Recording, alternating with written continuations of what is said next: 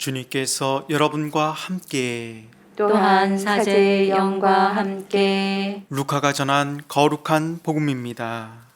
주님 영광 받으소서. 그때 예수님께서 제자들에게 말씀하셨다. 내가 너희에게 말한다. 누구든지 사람들 앞에서 나를 안다고 증언하면 사람의 아들도 하느님의 천사들 앞에서 그를 안다고 증언할 것이다.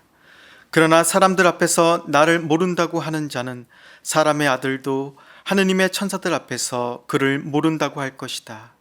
사람의 아들을 거슬러 말하는 자는 모두 용서받을 것이다. 그러나 성령을 모독하는 말을 하는 자는 용서받지 못할 것이다. 너희는 회당이나 관청이나 관아에 끌려갈 때 어떻게 답변할까, 무엇으로 답변할까, 또 무엇을 말할까 걱정하지 마라. 너희가 해야 할 말을 성령께서 그때에 알려주실 것이다. 주님의 말씀입니다. 그리스도님 찬미합니다. 참 예수님, 참 예수님. 오늘 복음 말씀에서 예수님께서는 제자들에게 이렇게 말씀하십니다. 사람의 아들을 거슬러 말하는 자는 모두 용서받을 것이다. 그러나 성령을 모독하는 말을 하는 자는 용서받지 못할 것이다. 교회 여러분들은 이 말씀을 듣고 고개가 갸우뚱하지는 않으신지요? 사람의 아들은 분명 예수님 본인을 가리키는 것인데 자신을 거슬러 말하는 자는 모두 용서를 받을 것이다 라는 대목을 어떻게 해석해야 되는 것일까요? 주석 성경에서는 이렇게 이야기하고 있습니다. 사람의 아들은 아직은 신비로운 존재라서 오해받을 수도 있기 때문에 예수님께서 지상에서 사명을 수행하는 시기, 즉 예수님을 죽인 죄까지는 용서받을 수 있다고 해석하는 것입니다. 그러나 사람의 아들이 일으키는 기적을 통하여 분명히 드러나는 하느님의 영은 오해받을 수가 없다는 것입니다.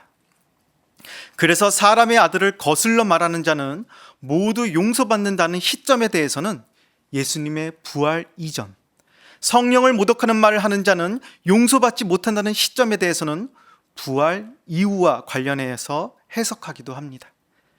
이처럼 예수님께서는 나는 사람들에게 오해받아서 십자가에 못 박혀 죽음을 당할지라도 이스라엘인들을 용서할 수 있으나 사도들이 성령의 인도에 따라 이스라엘인들에게 마지막 회개의 가능성을 제시해 주지만 그것조차 거부하는 이들은 용서받을 수 없다고 강조하시는 것입니다. 그렇다면 예수님께서 하느님의 영인 성령을 강조하시는 이유는 무엇일까요?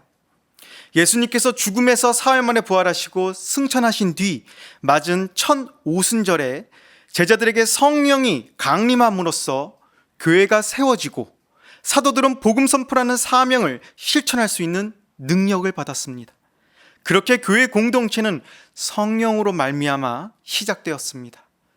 그 후로 2000년이 지난 오늘날에도 우리가 미사를 드리면서 예수님의 몸을 모실 수 있는 것은 성령의 힘으로 이 작은 제병을 거룩하게 하시어 성변화를 이루어주기 때문입니다. 교회 헌장 12항은 성령께서 모든 계층의 신자들에게 특은을 나눠주심으로써 교회의 쇄신과 보다 폭넓은 건설을 위하여 유익한 여러 가지 활동과 직무를 맡기기에 적합하도록 그들을 준비시키신다고 가르칩니다. 이처럼 성령께서 교회에 선물해 주신 특별한 은총인 은사는 예수 그리스도를 주님으로 믿는 모든 그리스도인들에게 나눠주십니다.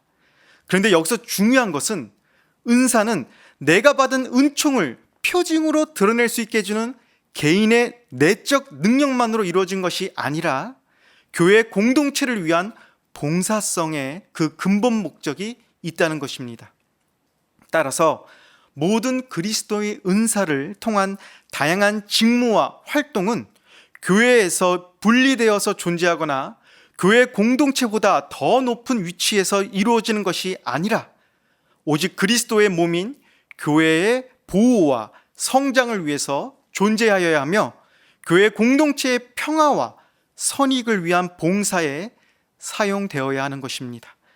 오늘 복음의 마지막에 예수님께서 제자들에게 너희들이 끌려가도 어떻게 답변할까 걱정하지 마라. 너희가 해야 할 말을 성령께서 그때에 알려주실 것이다 라고 말씀하시는 그때에 제자들이 받게 되는 성령의 은사 역시 교회의 보호와 성장을 위한 것입니다. 오늘 제1독서에서 사도 바오로가 여러분에게 지혜와 계시의 영을 주시어 성도들 사이에서 받게 될 그분 상속의 영광이 얼마나 풍성한지 여러분이 알게 되길 바라는 것도 교회 공동체의 평화와 선익을 위한 것입니다. 오늘 기념일을 맞으신 아빌라의 대데레사 성녀도 기도의 4단계에 대해 이렇게 설명합니다. 기도를 할 때 하느님의 성령께서 우리 안에서 활동하신다. 마지막 기도의 단계에 도달한 영혼은 가능한 모든 힘을 다해서 하느님을 섬기며 봉사하고자 한다. 그러므로 이 미사에 함께하고 계신 교회 여러분들은 참된 신앙을 통해 성령의 열매를 맺게 되어 삶 안에서 만나는 모든 이웃들에게 사랑, 기쁨, 평화, 인내, 호의, 선의, 성실, 온유, 절제를 아낌없이 나누시길 바랍니다. 그리하면 예수님도 하느님의 천사들 앞에서 흐뭇하게 미소를 지으시며 나를 아주 잘한다고 증언해 주실 것입니다. 잠시 묵상하겠습니다.